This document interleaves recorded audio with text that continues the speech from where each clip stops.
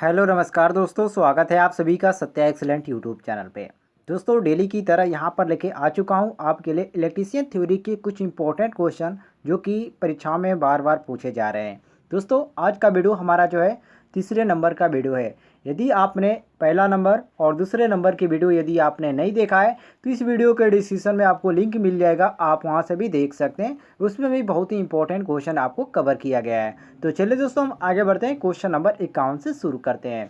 कह रहा है क्वेश्चन कि निम्न में से किस पदार्थ में अस्थायी चुंबकत्व नहीं रहता?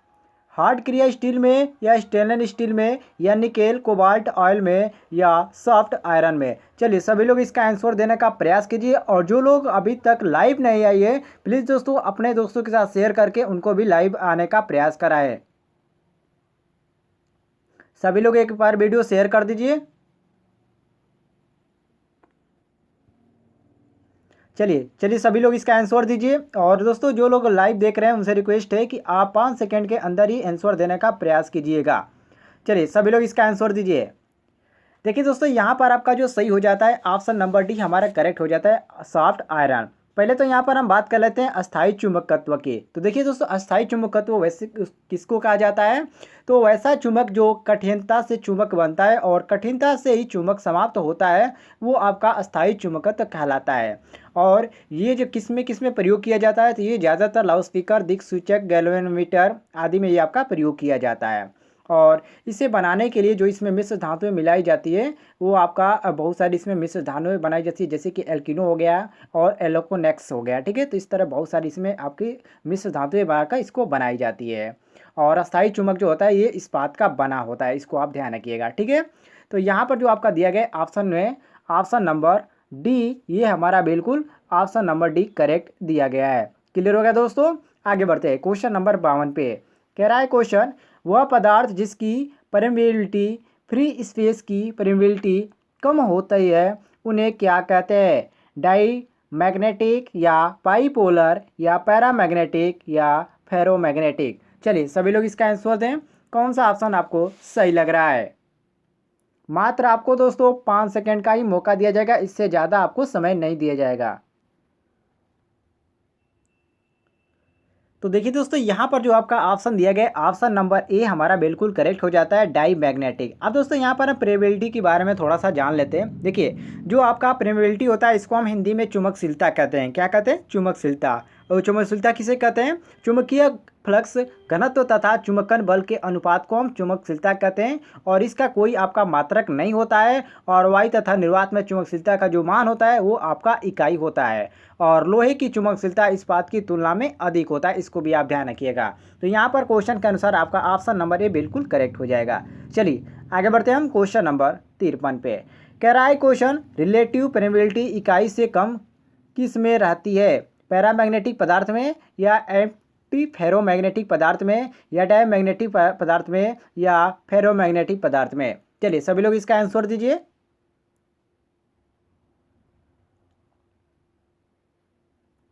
वेरी वेरी इंपॉर्टेंट क्वेश्चन है दोस्तों, और इस तरह के क्वेश्चन आपके परीक्षाओं में पूछे जाते हैं। ये जो क्वेश्चन है आपका ये आईटीआई लेवल का क्वेश्चन है।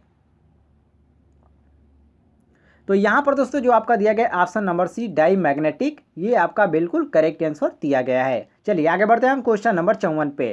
कह रहा है क्वेश्चन कि हिस्टैरिसीस हानियाँ सबसे कम किस पर निर्भर करती है? अधिकतम फ्लक्स घनत्व पर या फ्रीक्वेंसी पर या वातावरण के तापमान पर या पदार्थ के आयतन पर? कौन सा ऑप्शन आपको सही लगता है इसमें?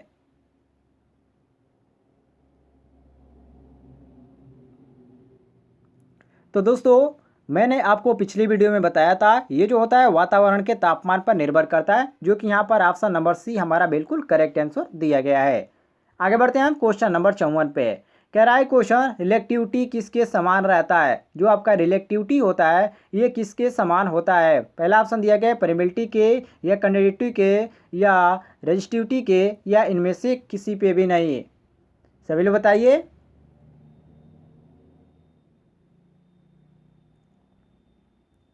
तो दोस्तों सबसे पहले तो ये जो रिलेटिविटी होता है इसको हम हिंदी में क्या कहते हैं, तो इसको हम हिंदी में प्रतिष्ठितता कहते हैं। और रिलेटिविटी किसे कहते हैं, तो वैद्युतिक पदार्थों में विशिष्ट प्रतिरोध की भांति ही चुंबकीय परिपथों में विशिष्ट रिलेक्टेंस होता है, जिसे हम रिलेटिविटी कहते हैं। तो यहाँ पर क्वेश्चन के अनुसार हमारा सही हो जाता है जो ऑप्शन नंबर यहाँ पर हमारा दिया गया है सी बिल्कुल करेक्ट आंसर, अर्थात रेजिस्टिविटी के समान होता है आपका रिलेटिविटी। क्लियर हो गया दोस्तों। आगे बढ़ते हैं हम क्वेश्चन नंबर 56 पे। कह रहा है क्वेश्चन कि जब कोई कंडक्टर मैग्नेटिक फील्ड को काटता है तब कंडक्टर में ईएमएफ मतलब इलेक्ट्रोमोटिव फोर्स पैदा हो जाती है। उपरोक्त कथन किसके सिद्धांत पर है। ये जो कथन है, जो स्टेटमेंट है, ये किसके सिद्धांत पर है। फैराडे के नियम पे, या जूल्स के नियम पे, या कूलॉम के नियम पे, या वेबर के एवरिंग थ्योरी पे। चलिए सभी लोग इसका आंसर दें।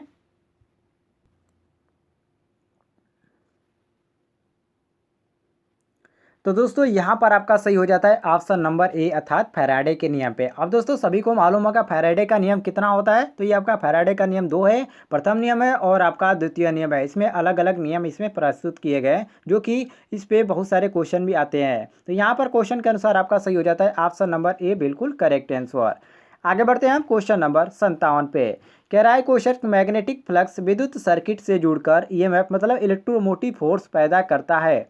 यदि विद्युत सर्किट स्थिर हो, या विद्युत सर्किट परिवर्तित हो, या वे चुंबकीय और विद्युतीय सर्किट स्थिर रहे, या इनमें से कोई नहीं, कौन सा ऑप्शन आपको सही लग रहा है।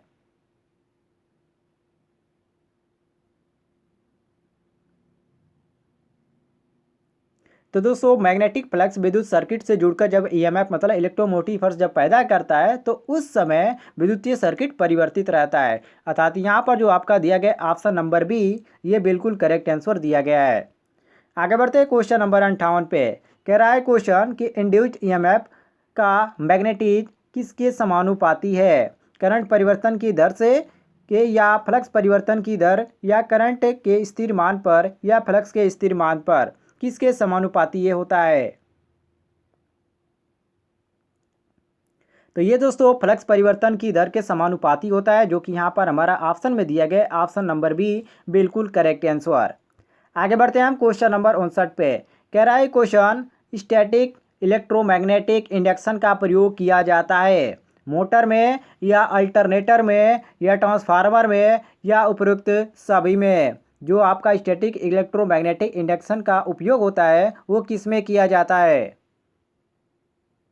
सभी लोग बताइए कौन सा ऑप्शन आपको सही लग रहा है।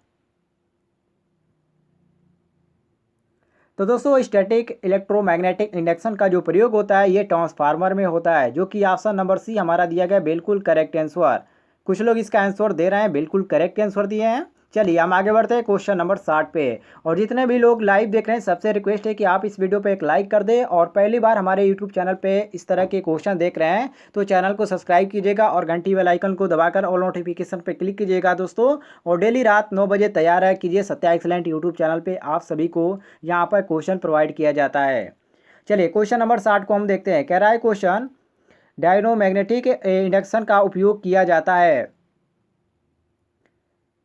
सेल में, या जनरेटरों में, या ट्रांसफार्मर में, या विद्युत हीटर में। जो डायोमैग्नेटिक इंडक्शन का उपयोग होता है वो किस में किया जाता है। तो दोस्तों इसका जो उपयोग होता है डायोमैग्नेटिक इंडक्शन का जनरेटर में। मैंने जनरेटर जब चैप्टर शुरू किया था तो मैंने आपको उसमें बिल्कुल इसको विशेष रूप से बताया था, जो कि ये बहुत ही इंपॉर्टेंट चैप्टर है आपका जनरेटर। ठीक है, तो आप जनरेटर का वीडियो नहीं देखें तो प्ले लिस्ट में मिल जाएगा, आप वहाँ से भी जाकर देख लीजिएगा। क्वेश्चन नंबर यहाँ पर भी हमारा बिल्कुल करेक्ट हो जाएगा। आते हैं क्वेश्चन नंबर 61 पे। कह रहा है क्वेश्चन के निम्न सूत्र किसके सिद्धांत पर दर्शाता है। ये जो आपका सूत्र है यहाँ पर दिया गया सिग्मा बराबर -n/d∅/dt, ये किस नियम को प्रदर्शित कर रहा है। ऑप्शन देख लीजिए, यहाँ पर दिया गया फ्लोमिंग का नियम, अंगूठे का नियम, फैराडे का नियम, और यहाँ पर दिया गया लेंज का नियम। कौन सा आपको सही लग रहा है। तो दोस्तों किसी कुंडली में उत्पन्न प्रेरित विद्युत वाहक बल सदैव उस कारण का विरोध करता है जिसमें वह उत्पन्न होता है, और ये नियम किसका है, तो ये नियम आपका लेंज का नियम है। ठीक है, और यहाँ पर जो हमारा सही दिख रहा है ये ऑप्शन नंबर डी से दिख रहा है, अर्थात लेंज का नियम में ये आपका सूत्र मिलेगा। ठीक है, इसको आप देख लीजिएगा, ये आपका एक सिद्धांत है और ये आपका बहुत ही इंपॉर्टेंट क्वेश्चन है। ठीक है, और इस नियम का जो प्रयोग होता है प्रेरित विद्युत वाहक बल की दिशा ज्ञात करने के लिए किया जाता है। ठीक है, इसको भी आप ध्यान रखिएगा। तो ऑप्शन नंबर डी हमारा बिल्कुल करेक्ट हो जाएगा। आगे बढ़ते हैं क्वेश्चन नंबर 62 पे। कह रहा है क्वेश्चन कि एडी करंट को कम करने के लिए कोर को ठोस बनाया जाए या कोर को लेमिनेशन किंतु बिना इंसुलेटिंग वर्निश से बनाया जाए, या कोर को लेमिनेशन व इंसुलेटिंग वर्निश लगाकर बनाया जाए, या इनमें से कोई नहीं। कौन सा ऑप्शन आपको सही लग रहा है? चलिए सभी लोग इसका आंसर दीजिए। वेरी वेरी इंपॉर्टेंट क्वेश्चन है दोस्तों। तो दोस्तों मैंने आपको जब वहाँ पे पढ़ाया था ट्रांसफार्मर में, तो उसमें भी आपको एडी करंट का जो होता है उसमें आपको थोड़ा बहुत मैंने आपको बताया था, तो उसमें मैंने आपको बताया था। ठीक है, तो यहाँ पर देखिए क्वेश्चन के अनुसार हमारा सही हो जाता है ऑप्शन नंबर बी, अर्थात कोर को लेमिनेशन किंतु बिना इंसुलेटिंग वार्निश से बनाया जाए, इसलिए हम क्या करते हैं, एडी करंट को कम करने के लिए ये कार्य करते हैं। तो यहाँ पर बी ऑप्शन हमारा बिल्कुल करेक्ट हो जाएगा। ठीक है, आगे बढ़ते हैं हम क्वेश्चन नंबर 63 पे।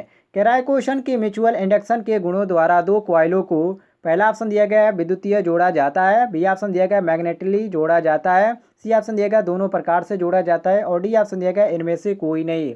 चलिए बताइए सभी लोग कौन सा ऑप्शन आपको सही लग रहा है? तो दोस्तों जो जो दो कॉइल होते हैं म्यूचुअल इंडक्शन के जो गुणों पर, इसके द्वारा मैग्नेटिक को जोड़ा जाता है, जो कि यहाँ पर ऑप्शन में हमारा दिया गया ऑप्शन नंबर बी, अर्थात मैग्नेटिकली क्या कहा जाता है, जोड़ा जाता है। तो यहाँ पर हमारा बी ऑप्शन बिल्कुल करेक्ट आंसर हो जाता है। आगे बढ़ते हैं दोस्तों क्वेश्चन नंबर 64 पे। कह रहा है क्वेश्चन अस्थायी चुंबक अपना गुण चुंबकत्व खो देता है कब? जब चुंबकत्व बल नहीं हटाया जाता है तब, या जब चुंबकत्व बल समान रहता है तब, या जब चुंबकत्व बल कम कर दिया जाता है तब, या जब चुंबकत्व बल हटा दिया जाता है। चलिए सभी लोग बताइए। अस्थायी चुंबकत्व के बारे में यहाँ पर क्वेश्चन आपसे पूछ रहा है। चलिए सभी लोग इसका आंसर दें।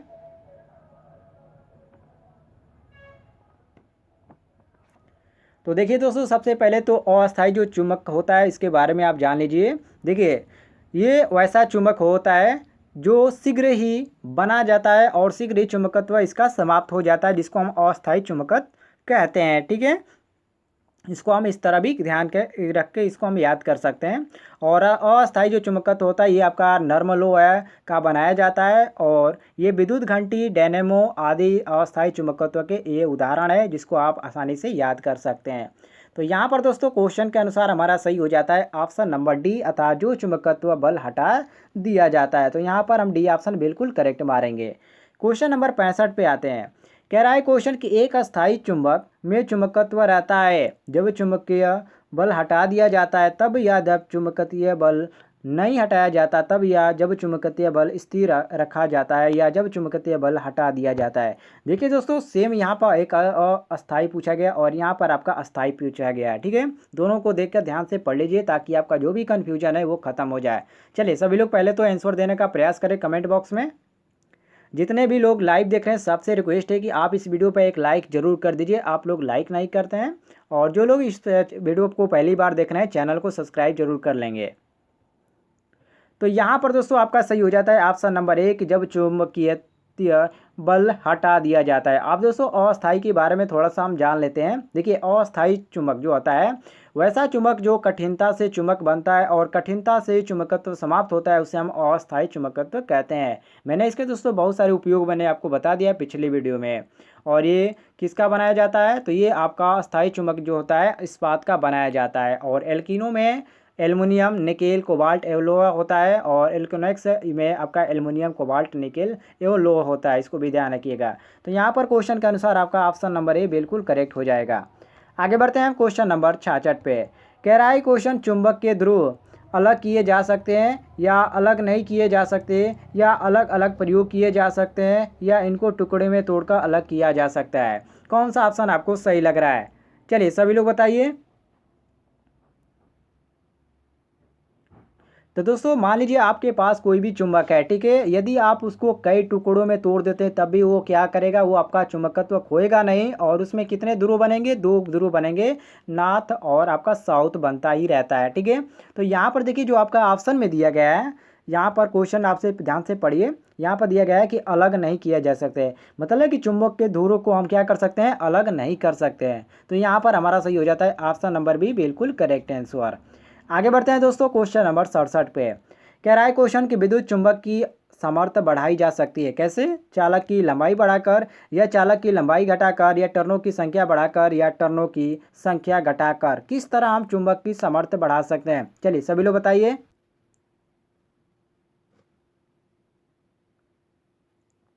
तो दोस्तों यहाँ पर जो आपका ऑप्शन नंबर दिया गया है सी, टर्नों की संख्या बढ़ाकर। ठीक है, टर्नों की संख्या बढ़ाकर हम क्या कर सकते हैं?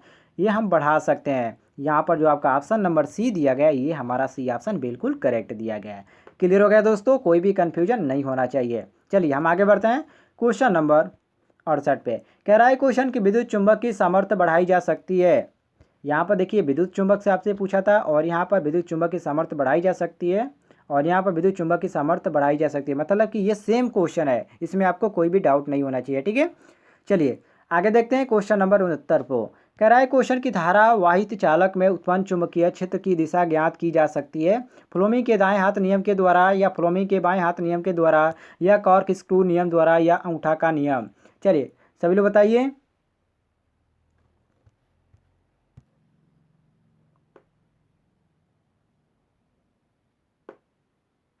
तो देखिए दोस्तों, धारावाहित चालक में उत्पन्न चुंबकीय क्षेत्र की दिशा ज्ञात करने के लिए हम कॉर्क स्क्रू का नियम क्या करते हैं? लगाते हैं। अर्थात कॉर्क जो आपका मैक्सवेल व कॉर्क पेच का जो नियम है क्या है कि विद्युत धारा तथा चुंबकीय क्षेत्र एक दूसरे से संबंधित होते हैं, और पेच के आगे बढ़ने की दिशा धारा को प्रकट करती है, तथा पेच घुमाने की दिशा चुंबकीय क्षेत्र का बल रेखाओं की दिशा आपकी होती है। और यदि आपसे पूछ दिया जाए एक मैक्सवेल बराबर कितना होता है, तो 10⁸ वेबर होता है। इसको भी आप ध्यान रखिएगा। तो यहाँ पर क्वेश्चन के अनुसार आपका सही हो जाता है ऑप्शन नंबर सी, बिल्कुल करेक्ट आंसर। आगे बढ़ते हैं दोस्तों क्वेश्चन नंबर 70 पे।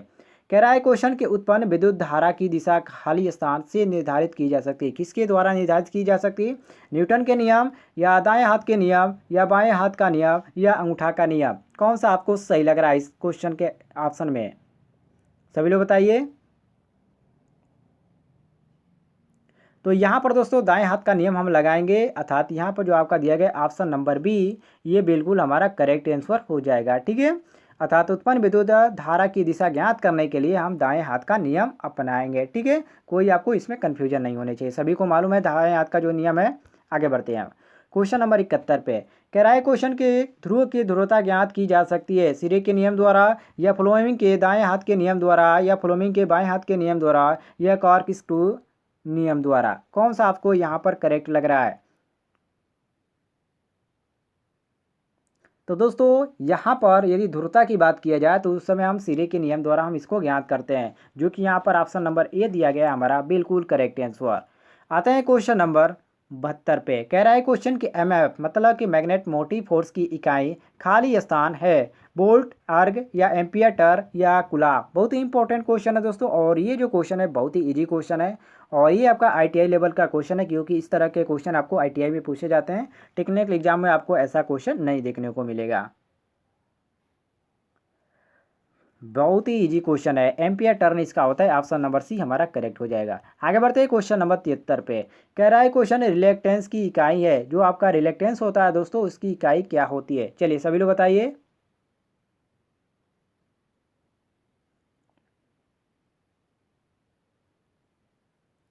तो इसकी होती है दोस्तों आपका ए डी आपका हो जाता है। ठीक है, अर्थात रिलेक्टेंस की इकाई क्या होती है? तो यहाँ पर देख सकते हैं आपका एम्पियर टर्न प्रति वेबर होता है। ठीक है, इसको आप ध्यान रखिएगा। और इसका यदि सूत्र पूछ दिया जाए दोस्तों, तो आपका आर एम बराबर होता है Fm/5 होता है। ठीक है, और इसकी इकाई हेनरी पे -1 भी आप कह सकते हैं, कोई भी दिक्कत नहीं होगा। चलिए आगे बढ़ते हैं हम क्वेश्चन नंबर 75 पे। कह रहा है क्वेश्चन इंडक्टेंस की इकाई है ओम, महो, या फैराड, या हेनरी। तो दोस्तों इंडक्टेंस का जो आपका होता है इकाई, वो आपका हेनरी होता है, मैंने आपको अभी बताया। ठीक है, तो यहाँ पर हम डी ऑप्शन बिल्कुल करेक्ट मारेंगे। तो दोस्तों आज की वीडियो में इतने ही क्वेश्चन आपको कवर किए गए थे। उम्मीद है आपको प्रश्न सही आपको लगे होंगे, सही लगे होंगे तो इस वीडियो पे एक लाइक कीजिएगा, और जो भी लोग हमारे यूट्यूब चैनल पे नए होंगे और इस तरह के क्वेश्चन प्राप्त करना चाहते हैं, तो चैनल को भी सब्सक्राइब कर लीजिएगा। तो मिलते हैं दोस्तों अगले वीडियो में, तब तक के लिए जय हिंद, वंदे मातरम।